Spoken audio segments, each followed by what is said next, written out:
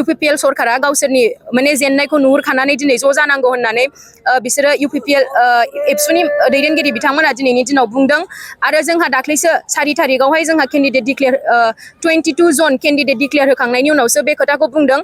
जोङो बेयावनो हमनो हायो बिथांमोनाहाय माने बिथांमोननि बुंनाय रावाहाय माने जेबो भेलु गैया BPF सरकारखौहाय जोंहा सरकाराव लाबोफिननांगौआ जोंहा माने गोरलै जानानै फैबाय मानो होनोबा दिनैनि रायजो राजा बिथांमोनहाबो जोंनि जिबायदि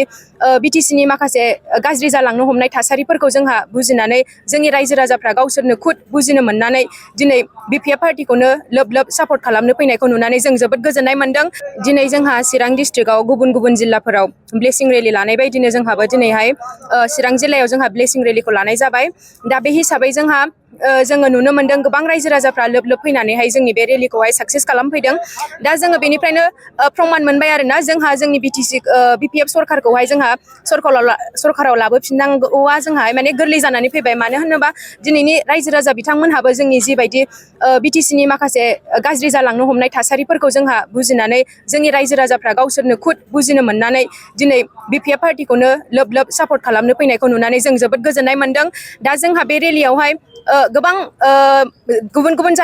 जाथि जन'गोष्ठीनि मानसिफोराबो फैनानैहाय जोंनि रेलियाव बाहागो लाफैदों दा बेवहाय जोंहा आथिं होनोनो जायगा गैलायलाया थाबायनो जायगा गैलायलाया माखासे जोंहा बेबायदि जादों दा बे हिसाबै जों बुंनो हायो जोंहा चिरां डिस्ट्रिक्ट हिसाबै जोङो जोंनि फैगौ BTC बिसायख'थियाव जोंहा देरहानाया रोखा जाबाय होननानै जों बुंनो हायो